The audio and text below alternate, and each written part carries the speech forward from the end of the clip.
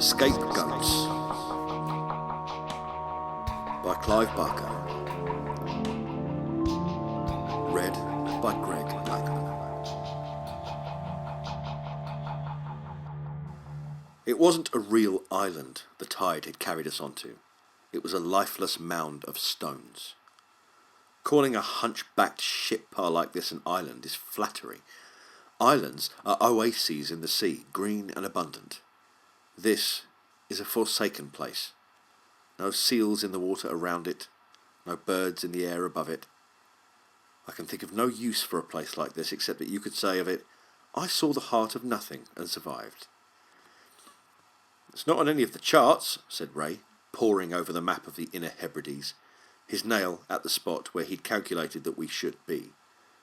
It was, as he'd said, an empty space on the map. Just pale blue sea, without the merest speck to sign the existence of this rock. It wasn't just the seals and the birds that ignored it then. The chart makers had too. There were one or two arrows in the vicinity of Ray's finger, marking the currents that should have been taking us north, tiny red darts on a paper ocean. The rest, like the world outside, was deserted. Jonathan was jubilant, of course, once he discovered that the place wasn't even to be found on the map. He seemed to feel instantly exonerated. The blame for our being here wasn't his any longer. It was the map makers. He wasn't going to be held responsible for our being beached if the mound wasn't even marked on the charts. The apologetic expression he'd worn since our unscheduled arrival was replaced with a look of self-satisfaction. Well, you can't avoid a place that doesn't exist, can you? He crowed. I mean, can you? You could have used the eyes God gave you, Ray flung back at him, but Jonathan wasn't about to be cowed by reasonable criticism. It was so sudden, Raymond, he said. I mean, in this mist, I didn't have a chance. It was on top of us before I knew it. It had been sudden. No two ways about that. I'd been in the galley preparing breakfast, which had become my responsibility since neither Angela nor Jonathan showed any enthusiasm for the task, when the hull of the Emmanuel grated on shingle, then ploughed her way, juddering, up onto the stony beach. There was a moment's silence. Then the shouting began. I climbed up out of the galley to find Jonathan standing on deck, grinning sheepishly and waving his arms around to semaphore his innocence.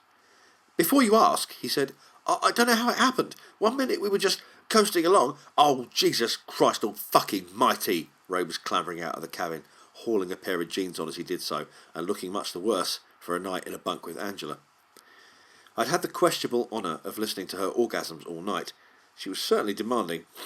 Jonathan began his defence speech again from the beginning. Before you ask, but Ray silenced him with a few choice insults. I retreated into the confines of the galley while the argument raged on deck. It gave me no small satisfaction to hear Jonathan slanged. I even hoped Ray would lose his cool enough to bloody that perfect hook nose. The galley was a slop bucket. The breakfast I'd been preparing was all over the floor, and I left it there. The yolks of the eggs, the gammon and the French toasts, all congealing in pools of spilt fat. It was Jonathan's fault. Let him clear it up. I poured myself a glass of grapefruit juice, waited until the recriminations died down, and went back up. It was barely 2 hours after dawn, and the mist that had shrouded this island from Jonathan's view still covered the sun. If today was anything like the week that we'd had so far, by noon the deck would be too hot to step on barefoot. But now, with the mist still thick, I felt cold wearing just the bottom of my bikini. It didn't matter much sailing amongst the islands what you wore. There was no one to see you. I got the best all over town I'd ever had, but this morning the chill drove me back below to find a sweater. There was no wind. The cold was coming up out of the sea. It's still night down there, I thought, just a few yards off the beach. Limitless night. I pulled on a sweater and went back on deck. The maps were out, and Ray was bending over them. His bare back was peeling from an excess of sun, and I could see the bald patch he tried to hide in his dirty yellow curls. Jonathan was staring at the beach and stroking his nose. Christ, what a place, I said. He glanced at me, trying a smile. He had this illusion, poor Jonathan, that his face could charm a tortoise out of its shell, and to be fair to him, there are a few women who melted if he so much as looked at them. I wasn't one of them, and it irritated him. I'd always thought his Jewish good looks too bland to be beautiful. My indifference was a red rag to him. A voice, sleepy and pouting, drifted up from below deck. Our Lady of the Bunk was awake at last, time to make her late entrance, coyly wrapping a towel around her nakedness as she emerged. Her face was puffed up with too much red wine, and her hair needed a comb through. Still, she turned on the radiance, eyes wide, Shirley Temple with cleavage. "What's happening, Ray? Where are we?" Ray didn't look up from his computations, which earned him a frown. "We've got a bloody awful navigator, that's all," he said. "I don't even know what happened," Jonathan protested, clearly hoping for a show of sympathy from Angela. None was forthcoming. "But where are we?" she asked again. "Good morning, Angela," I said. I too was ignored. "Is it an island?" she said. "Of course it's an island. I just don't know which one yet," Ray replied. "Perhaps it's Barra," she suggested. Ray pulled a face. "We're nowhere near Barra," he said. "If you'll just let me retrace our steps." "Retrace our steps in the sea?" Just Ray's Jesus fixation, I thought, looking back at the beach. It was impossible to guess how big the place was. The mist erased the landscape after 100 yards. Perhaps somewhere in that grey wall there was human habitation. Ray, having located the blank spot on the map where we were supposedly stranded, climbed down onto the beach and took a critical look at the bow. More to be out of Angela's way than anything else, I climbed down to join him. The round stones of the beach were cold and slippery on the bare soles of my feet. Ray smoothed his palm down the side of the Emmanuel, almost a caress, then crouched to look at the damage to the bow. "I don't think we're holed," he said, "but I can't be sure." "We'll float off come high tide," said Jonathan, posing on the bow, hands on hips. "No sweat," he winked at me. "No sweat at all." "Will we shit float off?" Ray snapped. "Take a look for yourself." "Well, then we'll get some help to haul us off." Jonathan's confidence was unscathed. "And you can damn well fetch someone, arsehole." "Sure, why not? Give it an hour or so for the fog to shift, and I'll take a walk, find some help." He sauntered away. "I'll put on some coffee," Angela volunteered. Knowing her that had taken an hour to brew, there was time for a stroll. I started along the beach. "Don't go too far, love," Ray called. "No." "Love," he said. Easy word, he meant nothing by it. The sun was warmer now, and as I walked I stripped off the sweater. My bare breasts were already brown as two nuts, and I thought about as big. Still, you can't have everything. At least I'd got two neurons in my head to rub together, which was more than could be said for Angela. She had tits like melons and a brain that would shame a mule. The sun still wasn't getting through the mist properly. It was filtering down on the island, fitfully, and its light flattened everything out, draining the place of colour or weight, reducing the sea and the rocks and the rubbish on the beach to one bleached-out grey, the colour of overboiled meat. After only 100 yards, something about the place began to depress me, so I turned back. On my right, tiny, lisping waves crept up to the shore and collapsed with a weary, slopping sound on the stones.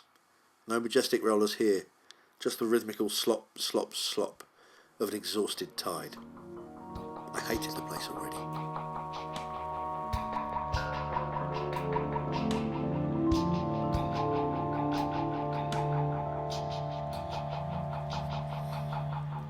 Back at the boat, Ray was trying the radio, but for some reason all he could get was a blanket of white noise on every frequency.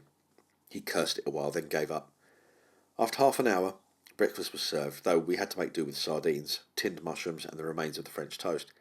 Angela served this feast with her usual aplomb, looking as though she was performing a second miracle with loaves and fishes. It was all but impossible to enjoy the food anyway. The air seemed to drain all the taste away. "Funny, isn't it?" began Jonathan. "Hilarious," said Ray. "There's no foghorns, mist, but no horns, not even the sound of a motor. Weird." He was right. Total silence wrapped us up, a damp and smothering hush. Except for the apologetic slop of the waves and the sound of our voices, we might have as well have been deaf. I sat at the stern and looked into the empty sea. It was still grey, but the sun was beginning to strike other colours in it now, a sombre green, and deeper, a hint of blue-purple. Below the boat I could see strands of kelp and maiden's hair, toys to the tide, swaying. It looked inviting, and anything was better than the sour atmosphere on the Emmanuel. "I'm going for a swim," I said. "I wouldn't, love," Ray replied. "Why not?" "The current that threw us up here must be pretty strong. You don't want to get caught in it." "But the tide's still coming in. I'd only be swept back to the beach." "You don't know what cross-currents are out there. Whirlpools even, they're quite common. Suck you down in a lash." I looked out to sea again. It looked harmless enough, but then I'd read that these were treacherous waters and thought better of it. Angela had started a little sulking session because no one had finished her immaculately prepared breakfast. Ray was playing up to it. He loved babying her, letting her play damn stupid games. It made me sick. I went down below to do the washing up, tossing the slops out of the porthole into the sea. They didn't sink immediately. They floated in an oily patch, half-eaten mushrooms and slivers of sardines bobbing around on the surface, as though someone had thrown up on the sea. Food for crabs, if any self-respecting crab condescended to live here. Jonathan joined me in the galley, obviously still feeling a little foolish despite the bravado. He stood in the doorway, trying to catch my eye while I plumped up some cold water into the bowl and half-heartedly rinsed the greasy plastic plates. All he wanted was to be told that I didn't think this was his fault, and yes, of course, he was a kosher Adonis. I said nothing. "Do you mind if I lend a hand?" he said. "There's not really room for two," I told him, trying not to sound too dismissive. He flinched nevertheless. This whole episode had punctured his self-esteem more badly than I'd realised, despite his strutting around. "Look," I said gently, "why don't you go back on desk, take in the sun before it gets too hot?"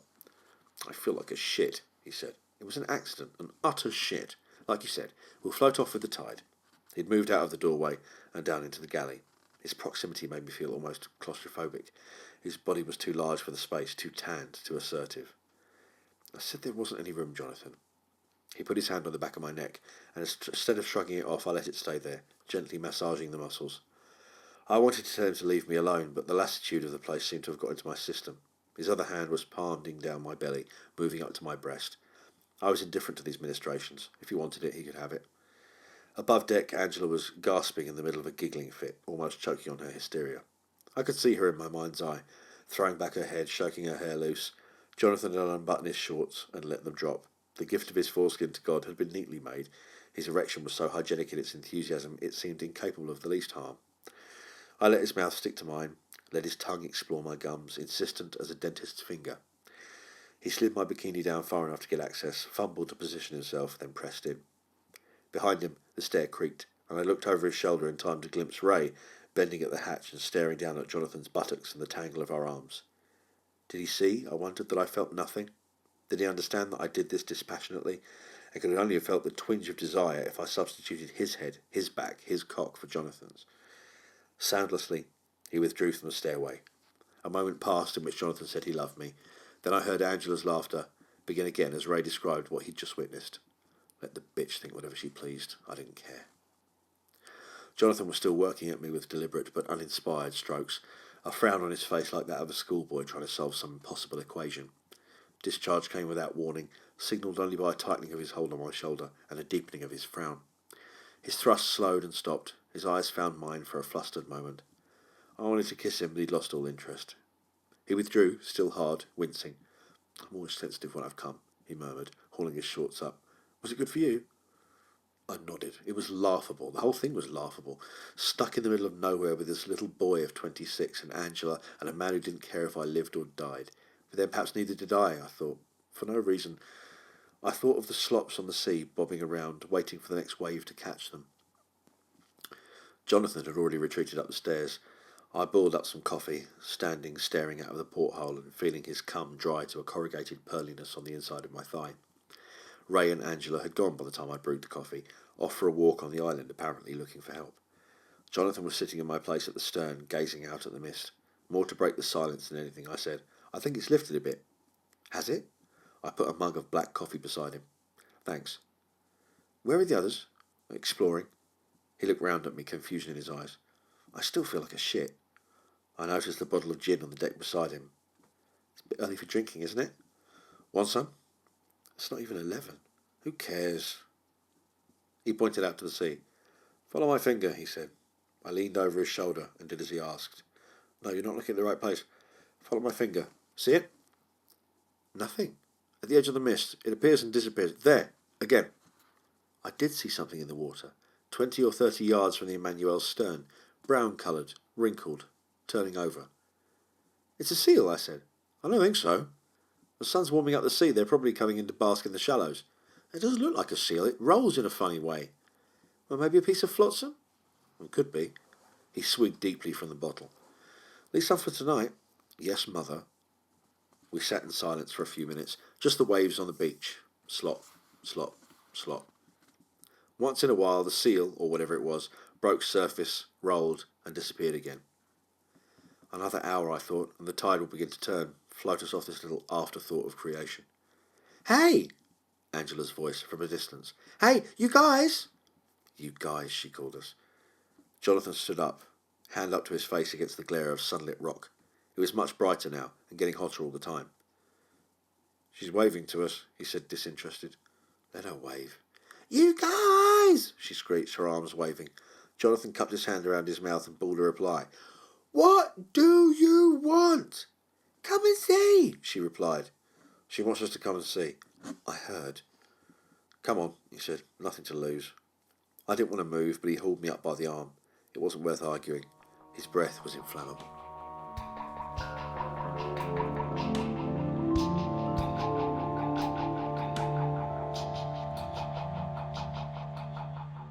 It was difficult making our way up the beach. The stones were not wet with seawater, but covered in a slick film of grey-green algae, like sweat on a skull. Jonathan was having even more difficulty getting across the beach than I was. Twice he lost his balance and fell heavily on his backside, cursing. The seat of his shorts was soon a filthy olive colour, and there was a tear where his buttocks showed. I was no ballerina, but I managed to make it step by slow step, trying to avoid the large rocks so that if I slipped I wouldn't have far to fall. Every few yards we'd have to negotiate a line of stinking seaweed. I was able to jump them with reasonable elegance, but Jonathan, pissed and uncertain of his balance, ploughed through them, his naked feet completely buried in the stuff. It wasn't just kelp, there was the usual detritus washed up on any beach, the broken bottles, the rusting Coke cans, the scum-stained cork, globs of tar, fragments of crabs, pale yellow Durex, and crawling over these stinking piles of dross were inch-long, fat-eyed blue flies, hundreds of them, clambering over the shit and over each other, buzzing to be alive, and alive to be buzzing. It was the first life we'd seen.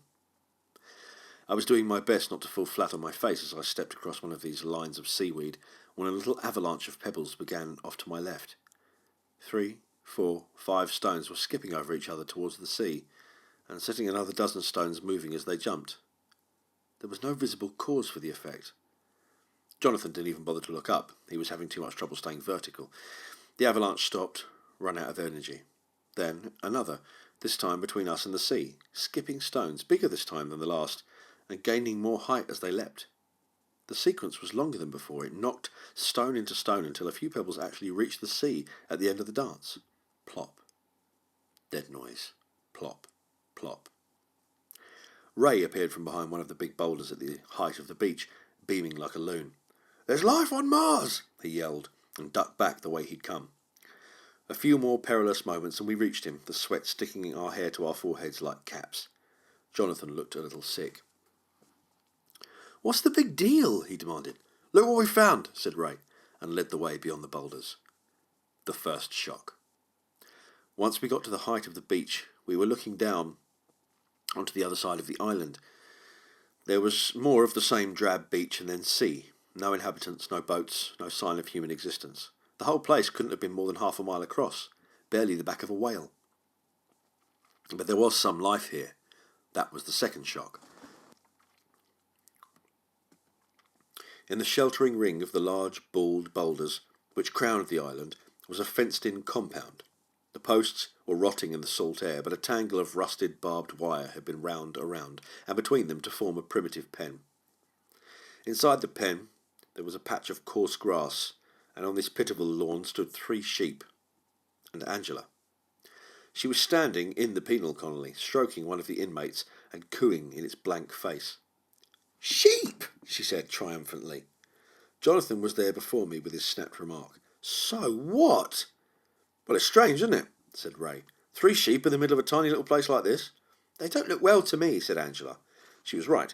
The animals were the worse for their exposure to the elements. Their eyes were gummy with matter, and their fleeces hung off their hides in knotted clumps, exposing panting flanks. One of them had collapsed against the barbed wire and seemed unable to right itself again, either too depleted or too sick. It's cruel, said Angela. I had to agree. It seemed positively sadistic, locking up these creatures without more than a few blades of grass to chew on and a battered tin bath of stagnant water to quench their thirst. Odd, isn't it? Said Ray.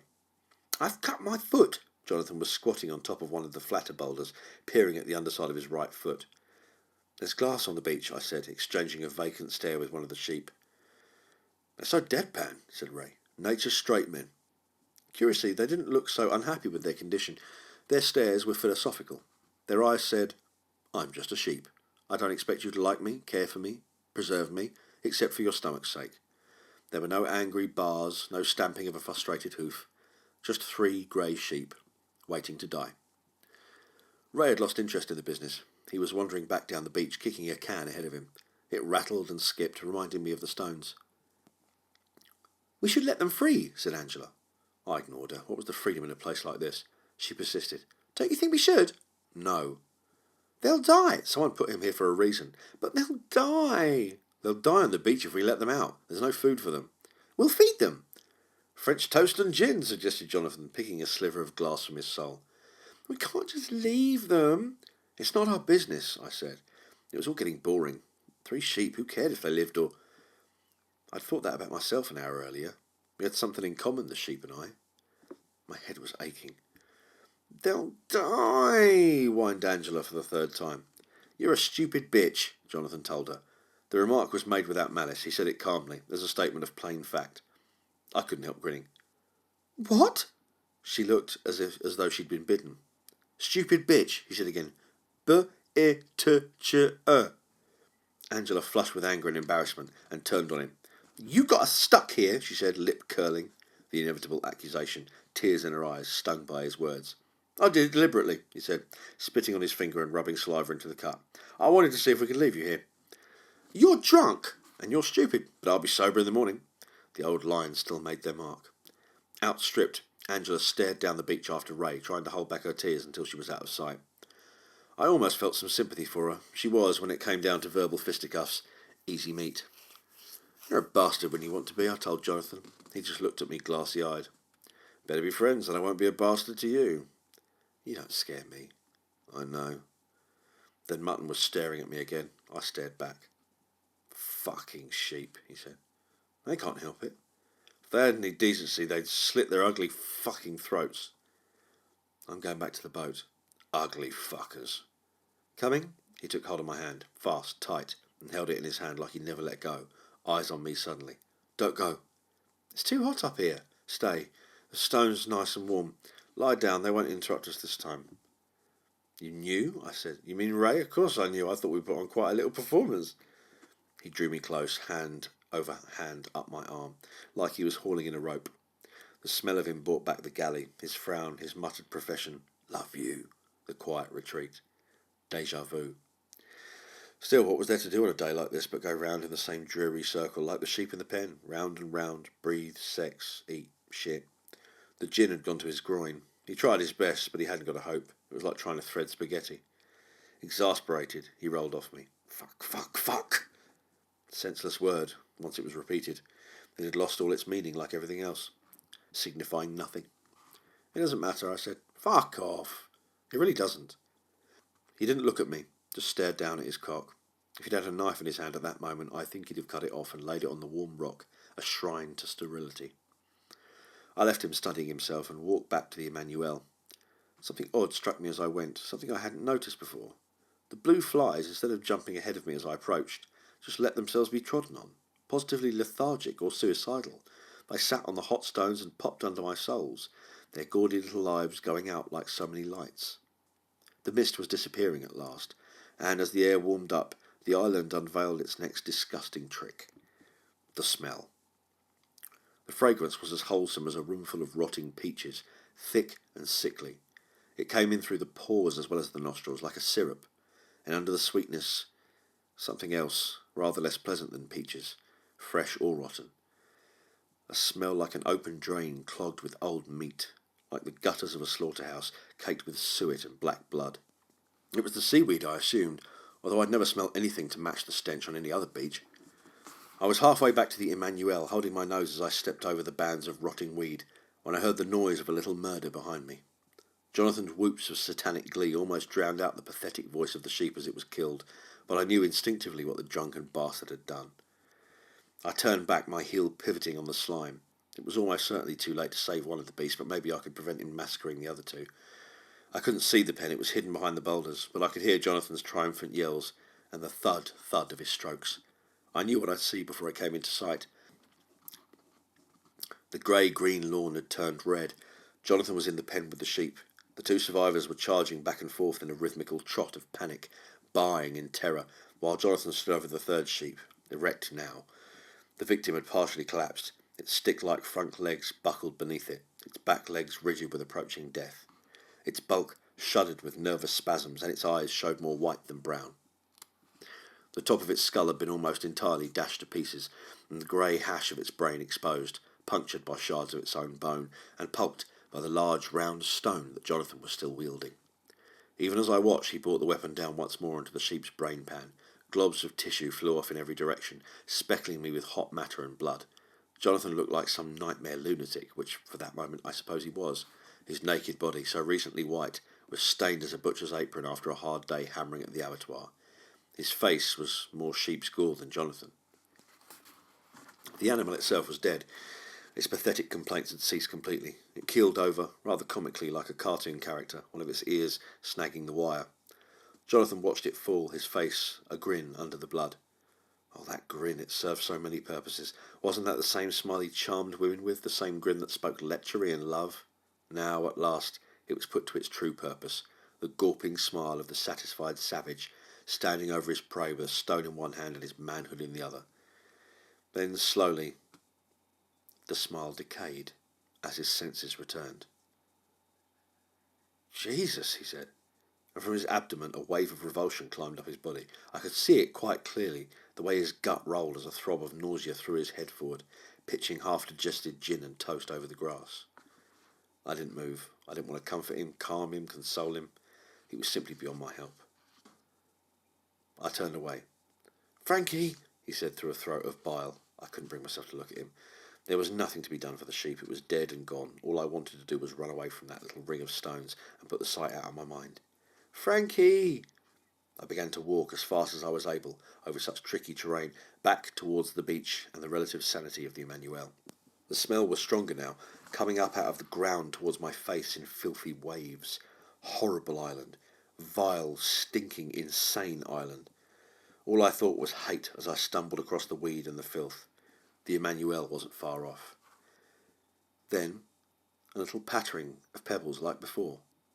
I stopped, balancing uneasily on the sleek dome of a stone, and looked to my left, where even now one of the pebbles was rolling to a halt. As it stopped, another larger pebble, fully 6 inches across, seemed to move spontaneously from its resting place and roll down the beach, striking its neighbours and beginning another exodus towards the sea. I frowned. The frown made my head buzz. Was there some sort of animal, or a crab maybe, under the beach moving the stones? Or was it the heat that in some way twitched them into life? Again, a bigger stone. I walked on, while behind the rattle and patter continued, one little sequence coming close upon another to make an almost seamless percussion.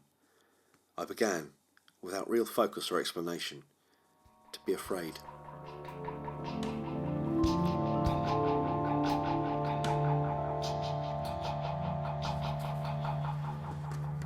Angela and Ray were sunning themselves on the deck of the Emmanuel. "Another couple of hours before we can start to get the bitch off her backside," he said, squinting as he looked up at me. I thought he meant Angela at first, then realised he was talking about floating the boat out to sea again. "May as well get some sun," he said, smiling wanly at me. "Yeah." Angela was either asleep or ignoring me, whichever it suited me fine. I slumped down on the sun deck at Ray's feet and let the sun soak into me. The specks of blood had dried on my skin like tiny scabs. I picked them off idly and listened to the noise of the stones and the slop of the sea. Behind me, pages were being turned. I glanced round. Ray, never able to lie still for very long, was flicking through a library book on the Hebrides he'd brought from home. I looked back at the sun. My mother always said it burned a hole in the back of your eyes to look straight into the sun.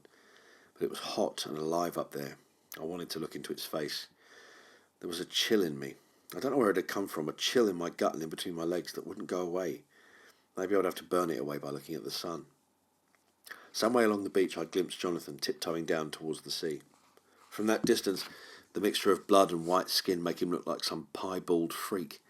He stripped off his shorts and he was crouching at the sea's edge to wash off the sheep. Then Ray's voice, very quietly. "Oh, God," he said, in such an understated way that I knew the news wouldn't be brilliant. "What is it?" "I've found out where we are." "Good." "No, not good." "Why? What's wrong?" I sat upright, turning to him. "It's here in the book. There's a paragraph on this place." Angela opened one eye. "Well," she said, "it's not just an island." It's a burial mound. The chill in between my legs fed upon itself and grew gross. The sun wasn't hot enough to warm me that deep, where I should be hottest. I looked away from Ray along the beach again. Jonathan was still washing, splashing water up onto his chest. The shadows of the stones seemed suddenly very black and heavy, their edges pressed down onto the upturned faces of... Seeing me look his way, Jonathan waved.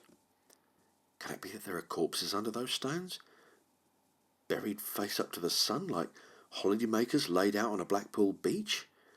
The world is monochrome, sun and shadow, the white tops of stones and their black underbellies, life on top, death underneath. Burial, said Angela. What sort of burial? War dead, Ray answered. What do you mean, Vikings or something? World War One, World War Two, soldiers from torpedoed troop ships, sailors washed up, brought down here by the Gulf Stream. Apparently the current funnels them through the straits and washes them up on the beaches of the islands around here. Washes them up, said Angela. That's what it says. Not any longer, though. I'm sure the occasional fisherman gets buried here still, Ray replied. Jonathan stood up, staring out to sea, the blood off his body. His hand shaded his eyes as he looked out over the blue-grey water, and I followed his gaze as I'd followed his finger. 100 yards out, that seal or whale or whatever it was had returned, lolling in the water. Sometimes, as it turned, it threw up a fin like a swimmer's arm, beckoning. How many people were buried? Asked Angela nonchalantly. She seemed completely unperturbed by the fact that we were sitting on a grave. Hundreds, probably. Hundreds? It just says many dead in the book. And do they put them in coffins? How should I know? What else could it be, this god-forsaken mound, but a cemetery? I looked at the island with new eyes as I thought I'd just recognised it for what it was. Now I had a reason to despise its humpy back, its sordid beach, the smell of peaches. I wonder if they buried them all over, mused Angela, or just at the top of the hill where we found the sheep. Probably just at the top, out of the way of the water. Yes, they probably had too much of water, their poor green faces picked by fish, their uniforms rotted, their dog tags encrusted with algae. What deaths, and worse, what journeys after death in squads of fellow corpses along the Gulf streams to this bleak landfall. I saw them in my mind's eye, the bodies of the soldiers, subject to every whim of the tide, borne backwards and forwards in a slush of rollers, until a casual limb snagged onto a rock and the sea lost possession of them. With each receding wave uncovered, sodden and jellied brine, spat out by the sea to stink a while and be stripped by gulls. I had a sudden morbid desire to walk on that beach again, armed with this knowledge, kicking over the pebbles in the hope of turning up a bone or two. As the thought formed, my body made the decision for me. I was standing. I was climbing off the Emmanuel. Where are you off to? Said Angela. Jonathan, I murmured, and set foot on the mound. The stench was clearer now. That was the accrued odour of the dead. Maybe drowned men got buried here still, as Ray had suggested, slotted under the pile of stones.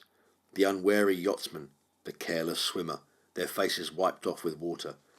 As at the feet, the beach flies were less sluggish than they'd been. Instead of waiting to be killed, they jumped and buzzed ahead of my steps with a new enthusiasm for life. Jonathan was not to be seen. His shorts were still on the stones at the water's edge, but he'd disappeared. I looked out to sea. Nothing, no bobbing head, no lolling, beckoning something. I called his name. My voice seemed to excite the flies. They rose in seething clouds. Jonathan didn't reply. I began to walk along the margin of the sea, my feet sometimes caught by an idle wave, as often as not left untouched. I realised I hadn't told Angela and Ray about the dead sheep. Maybe that was a secret between us four, Jonathan, myself, and the two survivors in the pen. Then I saw him, a few yards ahead, his chest white, wide and clean, every speck of blood washed off. A secret it is then, I thought. Where have you been? I called to him. Walking it off, he called back. What off? Too much gin, he grinned. I returned the smile spontaneously. He'd said he loved me in the galley, that counted for something. Behind him, a rattle of skipping stones. He was no more than 10 yards from me now, shamelessly naked as he walked. His gait was sober. The rattle of stones suddenly seemed rhythmical. It was no longer a random series of notes as one pebble struck another. It was a beat, a sequence of repeated sounds, a tick-tap pulse. No accident, intention, not chance, purpose, not stone, thought, behind stone, with stone, carrying stone. Jonathan, now close, was bright. His skin was almost luminous with the sun on it, thrown into relief by the darkness behind him. Wait, what darkness? The stone mounted the air like a bird, defying gravity. A blank, black stone disengaged from the beach. It was the size of a baby, a whistling baby, and it grew behind Jonathan's head as it shimmered down the air towards him. The beach had been flexing its muscles, tossing small pebbles down to the sea, all the time strengthening its will to raise this boulder off the ground and fling it at Jonathan. It swelled behind him, murderous in its intention, but my throat had no sound to make worthy of my fright. Was he deaf? His grin broke open again. He thought the horror on my face was a jibe at his nakedness, I realised. He doesn't understand. The stone sheared off the top of his head, from the middle of his nose upwards, leaving his mouth still wide, his tongue rooted in blood, and flinging the rest of his beauty towards me in a cloud of red, wet dust. The upper part of his head was split onto the face of the stone, its expression intact as it swooped towards me.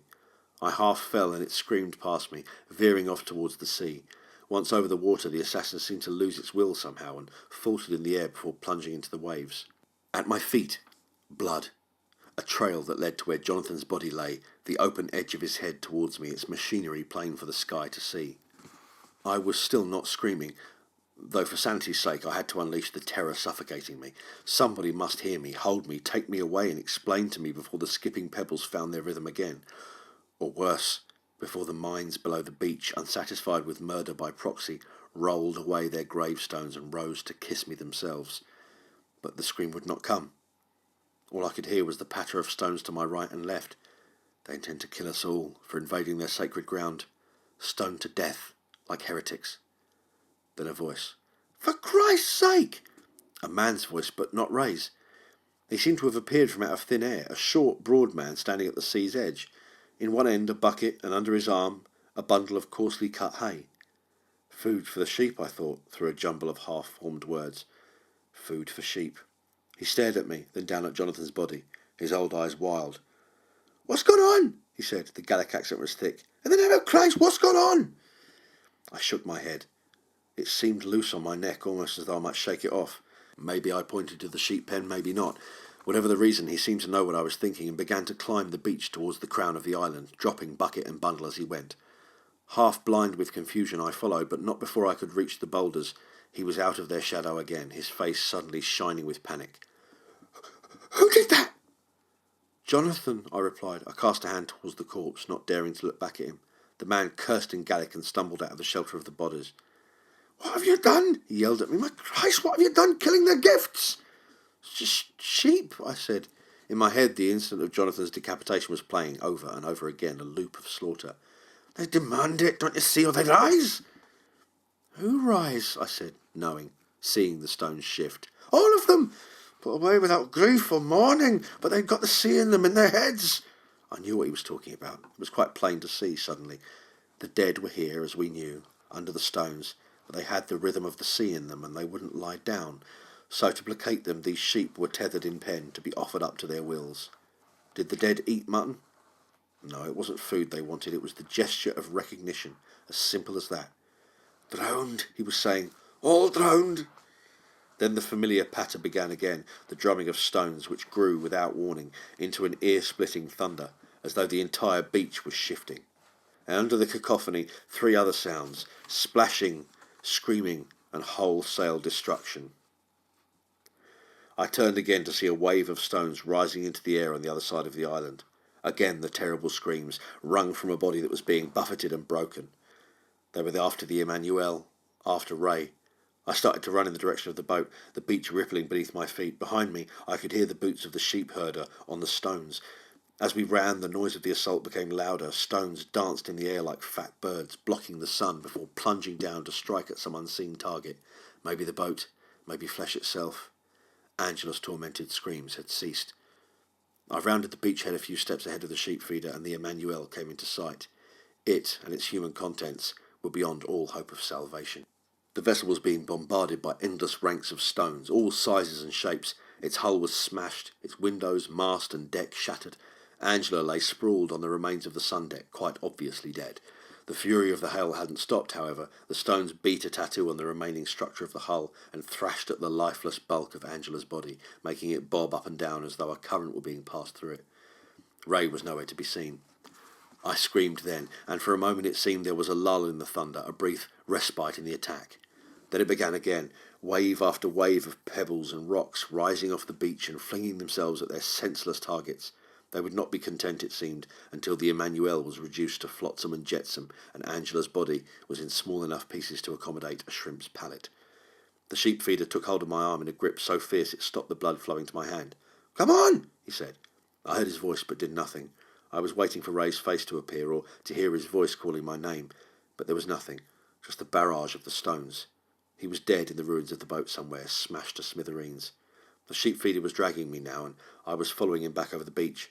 "The boat," he was saying. "We can get away in my boat." The idea of escape seemed ludicrous. The island had us. On its back, we were its objects utterly.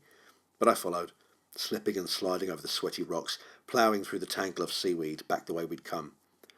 On the other side of the island was his poor hope of life, a rowing boat, dragged up on the shingle, an inconsequential walnut shell of a thing. Would we go to sea in that, like the three men in a sieve?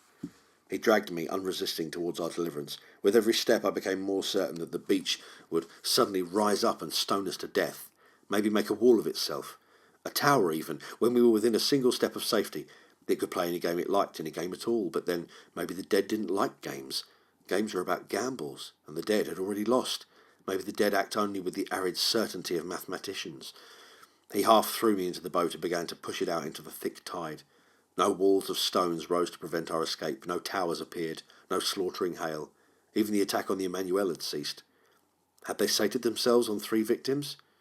Or was it that the presence of the sheep feeder, an innocent, a servant of these wilful dead, would protect me from their tantrums?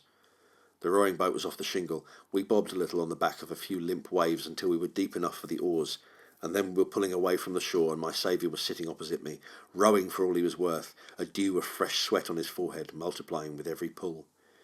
The beach receded. We were being set free. The sheep feeder seemed to relax a little. He gazed down at the swill of dirty water in the bottom of the boat and drew in 6 deep breaths. Then he looked up at me, his wasted face drained of expression. "One day it had to happen," he said, his voice low and heavy. "Somebody would spoil the way we lived. Break the rhythm." It was almost soporific, the hauling of the oars forward and back. I wanted to sleep, to wrap myself up in the tarpaulin I was sitting on and forget. Behind us the beach was a distant line. I couldn't see the Emmanuel. "Where are we going?" I said. "Back to Davy," he replied. "We'll see what's to be done there. Find some way to make amends to help them sleep soundly again." "Do they eat the sheep?" "What good is food to the dead? No, they have no need of mutton. They take the beast as a gesture of remembrance." "Remembrance," I nodded. "It's our way of mourning them." He stopped rowing, too heartsick to finish his explanation, and too exhausted to do anything but let the tide carry us home. A blank moment passed. Then, the scratching. A mouse noise, no more. A scrabbling at the underside of the boat like a man's nails tickling the planks to be let in. Not one man. Many.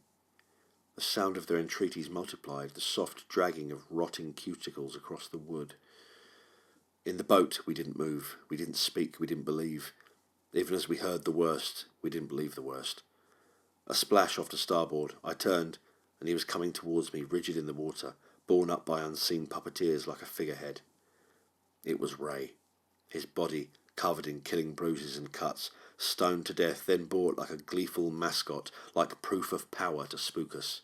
It was almost as though he were walking on water, his feet just hidden by the swell, his arms hanging loosely by his side as he was hauled towards the boat. I looked at his face, lacerated and broken, one eye almost closed, the other smashed from its orbit. 2 yards from the boat, the puppeteers let him sink back into the sea, where he disappeared in a swirl of pink water. "Your companion?" said the sheep feeder. I nodded. He must have fallen into the sea from the stern of the Emmanuel. Now he was like them, a drowned man. They'd already claimed him as their plaything, so they did like games after all. They hauled him from the beach like children come to fetch a playmate, eager that he should join the horseplay. The scratching had stopped. Ray's body had disappeared altogether. Not a murmur off the pristine sea, just the slop of the waves against the boards of the boat. I pulled at the oars. "Row!" I screamed at the sheep feeder. "Row, or they'll kill us!" He seemed resigned to whatever they had in mind to punish us with. He shook his head and spat onto the water. Beneath his floating phlegm, something moved in the deep, pale forms rolled and somersaulted, too far down to be clearly seen. Even as I watched, they came floating up towards us, their sea-corrupted faces better defined with every fathom they rose, their arms outstretched to embrace us. A shoal of corpses, the dead in dozens, crab-cleaned and fish-picked, their remaining flesh scarcely sitting on their bones. The boat rocked gently as their hands reached up to touch it. The look of resignation on the sheep feeder's face didn't falter for a moment as the boat was shaken backwards and forwards. At first gently, then so violently we were beaten about like dolls. They meant to capsize us, and there was no help for it. A moment later, the boat tipped over. The water was icy, far colder than I had imagined, and it took the breath away. I'd always been a fairly strong swimmer. My strokes were confident as I began to swim from the boat, cleaving through the white water. The sheep feeder was less lucky. Like many men who live with the sea, he apparently couldn't swim. Without issuing a cry or a prayer, he sank like a stone. What did I hope? That 4 was enough? That I could be left to thumb a current to safety? Whatever hopes of escape I had, they were short-lived. I felt a soft, oh so very soft, brushing of my ankles and my feet, almost a caress. Something broke surface briefly close to my head. I glimpsed a grey back as of a large fish. The touch on my ankle had become a grasp. A pulpy hand, mushed by so long in the water, had hold of me, and inexorably began to claim me for the sea. I gulped what I knew to be my last breath of air, and as I did so, Ray's head bobbed no more than a yard from me. I saw his wounds in clinical detail. The water-cleansed cuts were ugly flaps of white tissue, with a gleam of bone at their core. The loose eye had been washed away by now. His hair, flattened to his skull, no longer distinguished the bald patch at his crown. The water closed over my head. My eyes were open, and I saw my hard-earned breath flashing past my face in a display of silver bubbles. Ray was beside me, consoling, attentive. His arms floated over his head as though he were surrendering. The pressure of the water distorted his face, puffing his cheeks out, and spilling threads of severed nerves from his empty eye socket like the tentacles of a tiny squid. I let it happen. I opened my mouth and felt it fill with cold water. Salt burned my sinuses. The cold stabbed behind my eyes. I felt the brine burning down my throat, a rush of eager water where water shouldn't go, flushing air from my tubes and cavities till my system was overwhelmed. Below me, 2 corpses, their hair swaying loosely in the current, hugged my legs. Their heads lolled and danced on rotted ropes of neck muscle, and though I pawed at their hands, and their flesh came off the bone in grey, lace-edged pieces, their loving grip didn't falter. They wanted me. Oh, how dearly they wanted me. Ray was holding me too, wrapping me up, pressing his face to mine. There was no purpose in the gesture, I suppose. He didn't know or feel or love or care, and I, losing my life with every second, succumbing to the sea absolutely, couldn't take pleasure in the intimacy that I'd longed for. Too late for love, the sunlight was already a memory. Was it that the world was going out, darkening towards the edges as I died, or that we were now so deep the sun couldn't penetrate so far? Panic and terror had left me. My heart seemed not to beat at all. My breath didn't come and go in anguished bursts as it had. A kind of peace was on me. Now the grip of my companions relaxed, and the gentle tide had its way with me. A rape of the body, a ravaging of skin and muscle, gut, eye, sinus, tongue, brain. Time had no place here. The days may have passed into weeks, I couldn't know. The keels of boats glided over, and maybe we looked up from our rock hovels on occasion and watched them pass. A ringed finger was trailed in the water. A splashless puddle clove the sky. A fishing line trained a worm. Signs of life. Maybe the same hour as I died, or maybe a year later, the current sniffs me out of my rock and has some mercy. I am twitched from among the sea anemones and given to the tide. Ray is with me. His time too has come. The sea change has occurred. There is no turning back for us. Relentlessly the tide bears us, sometimes floating, bloated decks for gulls, sometimes half sunk and nibbled by fish, bears us towards the island. We know the surge of the shingle, and hear with our ears the rattle of the stones.